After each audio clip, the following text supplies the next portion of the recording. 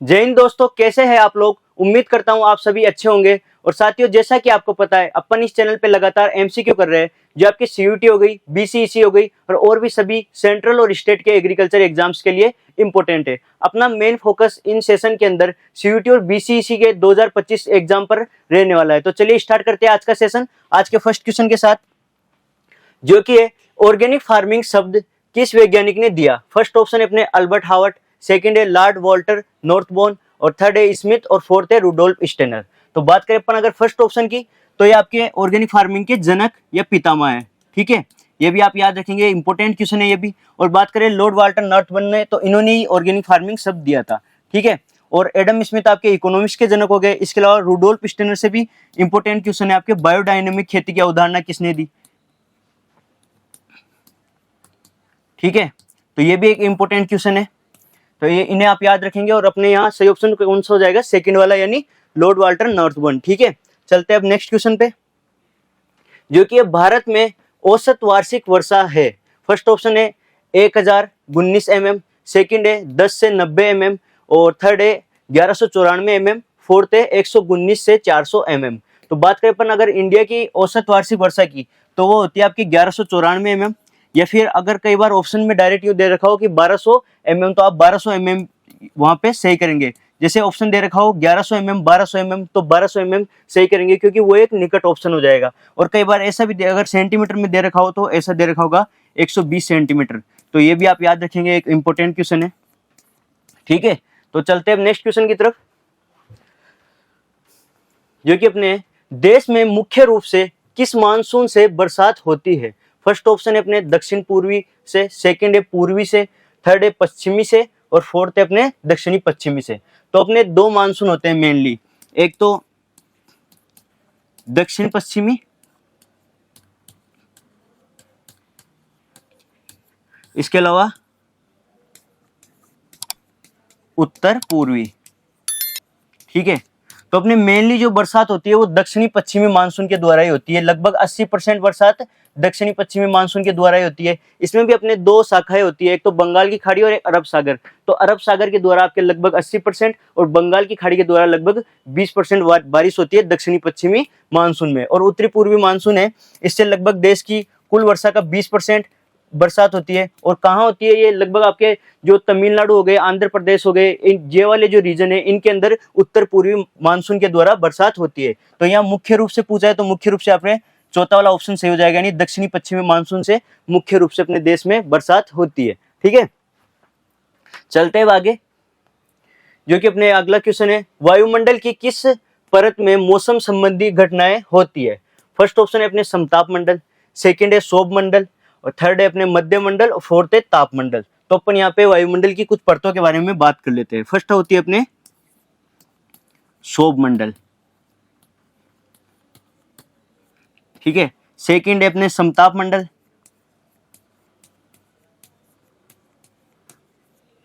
Third है मध्य मंडल और इसके अलावा फोर्थ है अपने क्या, ताप मंडल या बहिर्मंडल।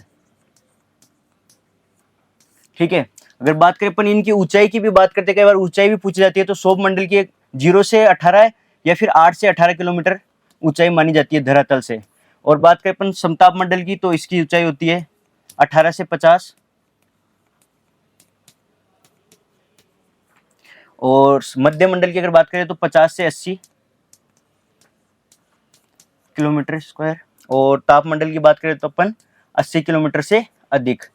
ठीक है, और अगर बात करें अपन मौसम संबंधी जो भी घटनाएं होती है, या फिर अगर बात करें अपन की जो वायुमंडल का सबसे अधिक भार या सबसे अधिक प्रतिशत किस मंडल में पाया जाता है, तो अपने शोभ मंडल में पाया जाता है। तो यहाँ पे तो ये ऑप्शन सही हो जाएगा कि मौसम संबंधी घटनाएं कहाँ होती है, शोभ मंडल में होती है। कई बार ये भी पूछा जाता है आपसे कि ओजोन मंडल किस परत पे पाया जाता है, तो आप याद रखेंगे जो समताप मंडल है इसमें ही ओजोन मंडल पाया जाता है। अब ओजोन मंडल का कार्य क्या होता है, जो आपके जो हानिकारक किरणें होती है यानी यूवी रेज होती है, उनसे प्रोटेक्शन देना ओजोन का कार्य, ओजोन मंडल का कार्य होता है। और फिर आपके मध्य मंडल हो गया और एक हो गया ताप मंडल। कई बार आपसे ये भी पूछा जाता है कि रेडियोधर्मी आपके तरंगे हो गई या फिर जो भी सैटेलाइट है वो किस मंडल में लगाए जाते हैं, तो वो ताप मंडल के ही एक भाग होता है आयन मंडल। यहीं पर सैटेलाइट लगाया जाता है या सैटेलाइट वहीं से कार्य करते हैं, ये भी आपको ध्यान रखना होगा कि तो ये सभी क्वेश्चन इंपॉर्टेंट है आपके। इनकी ऊंचाई हो गई, चाहे चाहे ओजोन मंडल वाला क्वेश्चन हो गया या आयन मंडल वाला हो गया या फिर समताप मंडल वाला हो गया। ठीक है, चलते हुए आगे। उससे पहले दोस्तों मैं आपको बता दूं, यदि आप एग्रीकल्चर, बायोलॉजी और मैथ के स्टूडेंट है और आप सीयूटी और बीसीईसी की तैयारी कर रहे हैं, तो आपके लिए एक बहुत ही अच्छी खुशखबरी है कि रॉयल संस्थान में क्रैश कोर्स के नए बैच 9 अप्रैल से स्टार्ट है। और नए बैच आपके स्टार्ट है और साथ ही साथ ये दोनों ऑफलाइन और ऑनलाइन दोनों मोड में आपको अवेलेबल है। और साथ ही साथ जो भी हिंदी मीडियम के स्टूडेंट है उनके लिए भी आपके सेपरेट कोर्स है, और जो इंग्लिश मीडियम के स्टूडेंट है उनके लिए भी सेपरेट कोर्स है। तो अपन बात करते हैं कि यदि आप क्रैश कोर्स से जुड़ते हैं तो आपको फायदे क्या क्या मिलने वाले हैं। तो सबसे पहले तो आपको ऑफलाइन क्लासरूम मिलेंगे जो कि बिल्कुल मॉडर्न क्लासरूम रहने वाले हैं। इसके साथ ही अगर आप ऑफलाइन नहीं जुड़ पाते हैं तो आपको लाइव बैच मिलेगा, जो यहाँ पे पढ़ाया जाएगा वही आपको आपके मोबाइल या लैपटॉप में देखने को मिलेगा। और इसके अलावा अगर आप, जो कई बार स्टूडेंट को यूं भी रहता है कि इतने से दिन बचे अपनी एग्जाम में तो कोर्स कंप्लीट हो गया नहीं, तो आप इससे भी बिल्कुल निश्चिंत रहिए, आपके कोर्स भी इन दिनों के भीतर ही कंप्लीट करवाया जाएगा। और अगर किसी कारण से आप क्लास अटेंड नहीं कर पाते हैं तो आप उस लाइव क्लास को रिकॉर्डेड फॉर्मेट में बाद में देख सकते हैं। और आपको जो भी पढ़ाया जाएगा उनकी 4K पैनल PDF अवेलेबल रहेगी, जिससे आपको रिवीजन करने में आसानी रहेगी। साथ ही DPP दी जाएगी आपको, एक्सरसाइज शीट, साथ ही DPP दी जाएगी आपको, एक्सरसाइज शीट दी जाएगी, जिससे आप जितना ज्यादा अभ्यास करते रहेंगे उतने ज्यादा आपके कॉन्सेप्ट क्लियर होते जाएंगे। और इसके अलावा डाउट क्लासेज और प्रॉब्लम काउंटर भी यहाँ पे अवेलेबल है। और जो स्टूडेंट ऑनलाइन जुड़ते हैं वो संस्थान के हेल्पलाइन नंबर पर अपना डाउट भेज सकते हैं। आपको 24 से 48 घंटे के भीतर भीतर आपके डाउट का जवाब मिल जाएगा। और आपके वीकली माइनर टेस्ट होंगे, मंथली मेजर टेस्ट होंगे, इसके अलावा कंप्लीट टेस्ट सीरीज, जिसमें आपके जो लेटेस्ट एग्जाम पैटर्न है उसके आधार पर टॉपिक वाइज टेस्ट भी होंगे, सब्जेक्ट वाइज टेस्ट भी होंगे, और इसके अलावा कंप्लीट सिलेबस के आधार पर भी टेस्ट होंगे। और रेगुलर मोटिवेशनल सेमिनार आयोजित कराए जाएंगे, जिससे आपको क्या है, एग्जाम तक आप में ऊर्जा बनी रहेगी। और साथ ही मैं आपको ये बता दूं, यदि आप सीयूटी का क्रैश कोर्स परचेज करते हैं तो आपको बीसीईसी का क्रैश कोर्स बिल्कुल फ्री मिलने वाला है। तो यदि आप क्रैश कोर्स से जुड़ना चाहते हैं तो आपको सिंपली संस्थान के हेल्पलाइन नंबर पे कॉल करना है और आप क्रैश कोर्स से जुड़ सकते हैं। ठीक है, चलते हैं अपन नेक्स्ट क्वेश्चन की तरफ, जो कि है जीरो बजट नेचुरल फार्मिंग के घटक है। फर्स्ट ऑप्शन है बीजामर्थ, सेकंड है जीवामर्थ, थर्ड है अपच्छदन और फोर्थ है सभी। तो अपन जीरो बजट नेचुरल फार्मिंग की बात कर लेते हैं। इसे अपन शॉर्ट में ZBNF नाम से भी जानते हैं। इसके घटक कौन कौन से होते हैं? बीजामर्थ, सेकंड आपके जीवामर्थ, इसके अलावा आपके आच्छादना और वपासा। अब इसमें होता क्या है, जो बीजामर्थ होते हैं अपने, तो बीजामर्थ का उपयोग अपन क्या करते हैं, बीजोपचार के लिए करते हैं। जैसे अपन जो भी नॉर्मल अपने फार्मिंग होती है उनके अंदर अपन केमिकल्स का उपयोग करते हैं बीजोपचार के लिए, तो यहाँ पे क्या करते हैं, जीरो बजट नेचुरल फार्मिंग के अंदर अपने बीजामर्थ का उपयोग करते हैं बीज उपचार के लिए। और फर्टिलाइजर के रूप में या फिर अपन बात करें अगर अपन मृदा उपचार के लिए तो अपन जीवामृत का उपयोग करते हैं। इसके अलावा आच्छादना क्या होती है, जो अपने मल्चिंग होती है ना, अब मल्चिंग से क्या फायदा मिलता है, मल्चिंग से आपकी जो सोइल की अपर सरफेस है वो भी प्रोटेक्ट रहती है और साथ ही साथ आपके जो भी मॉइस्चर है मॉइस्चर का कंजर्वेशन भी होता है साथ ही साथ। और बात करें वपासा में क्या है, आपके जो सोइल एरिएशन है उसे बढ़ाया जाता है, जिससे क्या होता है, इरिगेशन की रिक्वायरमेंट भी कम होती है सोइल एरिएशन बढ़ने से, और साथ ही साथ सूक्ष्म जीवों की क्रियाशीलता भी बढ़ती रहती है। और zero budget natural farming mainly है क्या, इसमें क्या होता है, जो आपके कॉस्ट ऑफ प्रोडक्शन है उसको बिल्कुल कम करना या शून्य करना इसका मुख्य उद्देश्य होता है। तो ये भी आपके मॉडर्न फार्मिंग टेक्निक्स में आपके कई बार क्वेश्चन पूछ सकता है, जैसे ये हो गया आपके जीरो बजट नेचुरल फार्मिंग हो गया, रिमोट सेंसिंग हो गया, VRT टेक्निक हो गई, तो उनसे रिलेटेड भी अपन लगातार क्वेश्चन करते रहेंगे। तो अभी के लिए चलते हैं अपन नेक्स्ट क्वेश्चन की तरफ, जो कि अपने दलहनी फसलों में बुआई से पूर्व उपयोग के लिए उत्तम शाकनाशी है। फर्स्ट ऑप्शन है पेंडिमेथेलिन, सेकंड है फ्लूक्लोरेलिन, और थर्ड है सीमाजीन, और फोर्थ है इमिजाथापिर। तो बात करें अपन दलहनी फसलों में बुआई से पूर्व, तो बुआई से पूर्व अगर अपन बात करें तो फ्लूक्लोरेलिन उपयोग किया जाता है, ठीक है। और अगर अपन बात करें कि बुआई के बाद में लेकिन अंकुरण से पूर्व, तो इसके लिए दलहनी फसलों में पेंडिमेथलिन का उपयोग किया जाता है। और अगर बात करें अपन कि अंकुरण भी हो गया, बुआई तो हो ही गई थी, अंकुरण भी हो गया, उस अंकुरण के बाद में कौन सा दलहनी फसलों के अंदर खरपतवारनाशी उपयोग किया जाता है, तो वो है अपने इमिजाथापर मेनली, ठीक है। तो ये तीनों ही आप याद रखेंगे। जो फर्स्ट हो गया आपके बुआई से पूर्व और सेकंड आपके बुआई के बाद लेकिन अंकुरण से पूर्व, और फिर बाद में आपके अंकुरण के बाद। और बात करें अपन सीमाजीन की, तो सीमाजीन आपके कहाँ उपयोग किया जाता है? मक्का, बाजरा जैसी क्रॉप्स के अंदर सीमाजीन का उपयोग किया जाता है। ठीक है, ये भी आप याद रखेंगे। ठीक है, चलते हैं अभी के लिए अगले क्वेश्चन पे, जो कि अलसी के रेशे को कहा जाता है। फर्स्ट ऑप्शन है लिंट, सेकंड है पर्ण रेशा, थर्ड है फ्लेक्स और फोर्थ है नॉन।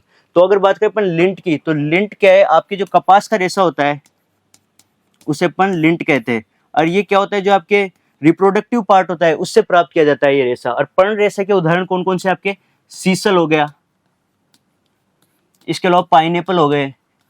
इनसे जो रेशे प्राप्त किए जाते हैं वो पर्ण रेशे के उदाहरण है।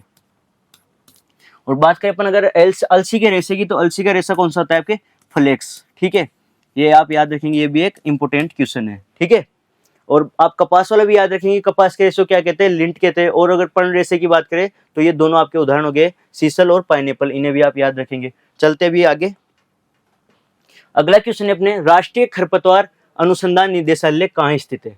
फर्स्ट ऑप्शन है जूनागढ़ गुजरात, सेकंड है पुणे महाराष्ट्र, थर्ड है अपने जबलपुर मध्य प्रदेश और फोर्थ है नई दिल्ली। तो बात करें अपन जूनागढ़ गुजरात की, तो जूनागढ़ गुजरात में आपके मूंगफली का अनुसंधान निदेशालय है।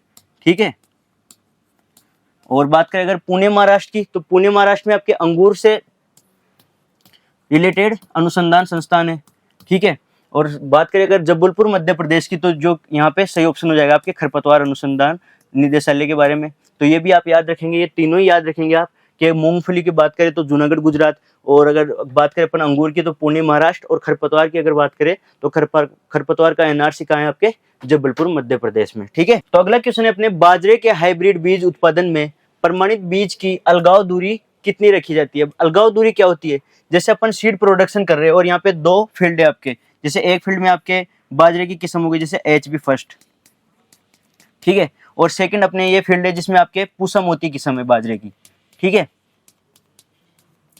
तो इनके अंदर क्या है, जो आपकी मिक्सिंग ना हो, यानी पोलन्स की मिक्सिंग ना हो और भी कोई मिक्सिंग ना हो, इसके लिए एक निश्चित दूरी रखी जाती है। उस निश्चित दूरी को अपन अलगाव दूरी के नाम से जानते हैं, जिससे क्या आपकी जेनेटिक प्योरिटी भी बनी रहे और साथ ही साथ सीड की और अन्य पदार्थों की आपके मिक्सिंग ना हो। जैसे मिक्सिंग कैसे होती है? जैसे कोई भी मान लीजिए आप ह्यूमन से भी हो सकती है, पक्षियों से भी हो सकती है, हवा से भी हो सकती है। तो इन सभी से बचने के लिए आपके एक निश्चित अलगाव दूरी रखी जाती है, या फिर अपन बात करें दूरी रखी जाती है, जिसे अपन अलगाव दूरी के नाम से जानते हैं। तो बाजरे के अंदर क्या होता है, अगर आधार बीज का पर प्रोडक्शन कर रहे हैं तो उसके लिए 1000 मीटर अलगाव दूरी रखी जाती है।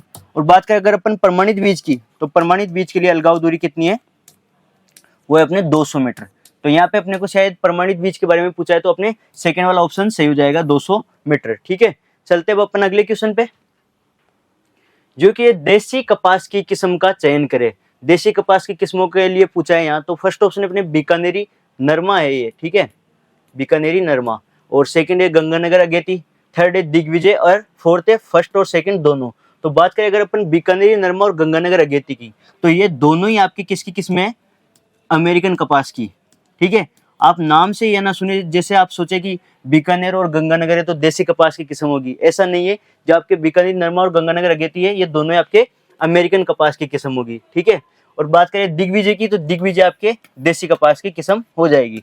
ठीक है, चलते हैं अपन नेक्स्ट क्वेश्चन पे, जो कि बीटी कपास की बीज दर कितनी होती है?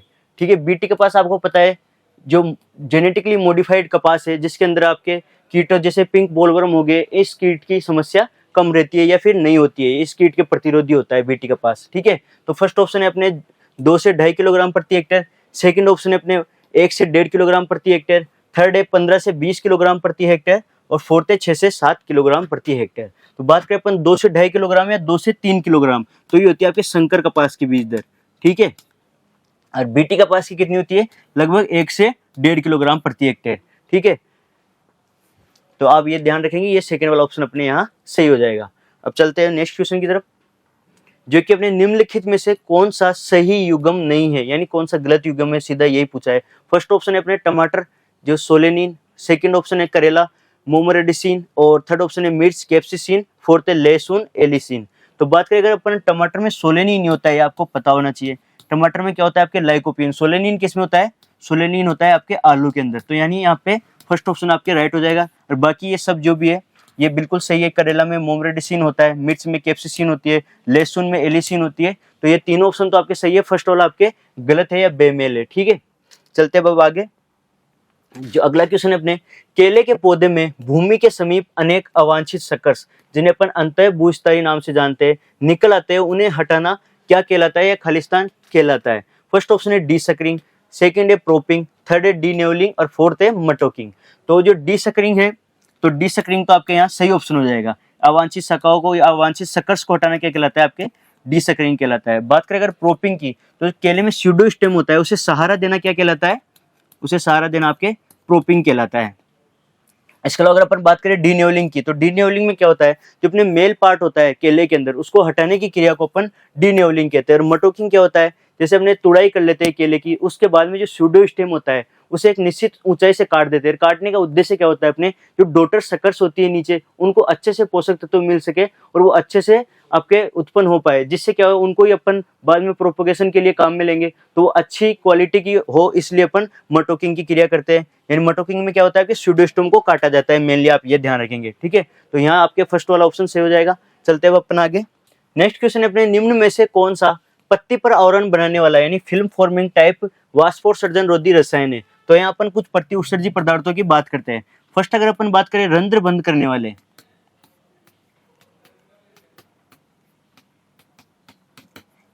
तो इसका एग्जांपल आपके कौन कौन है? एक तो हो गया आपके एट्राजीन, इसके अलावा CO2 और PMA, ये तो हो गया आपके रंध्र बंद करने वाले प्रति उत्सर्जी पदार्थ। और सेकंड है आपके पत्ती पर आवरण बनाने वाले,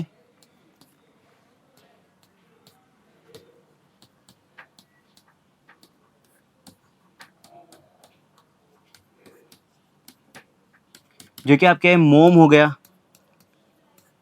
एल्कोहल हो गया, और एक यहाँ पे आपके दे रखा है फर्स्ट ऑप्शन में हेक्साडेकेनोल, ये हो गया।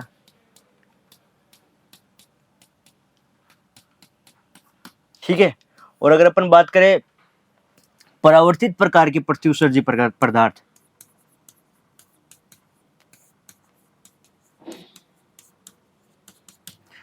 तो वो है आपके केओलिन और चूना।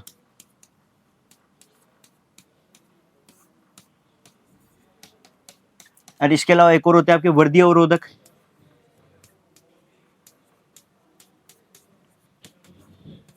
जो कि है साइकोसेल। सॉरी एक सेकेंड,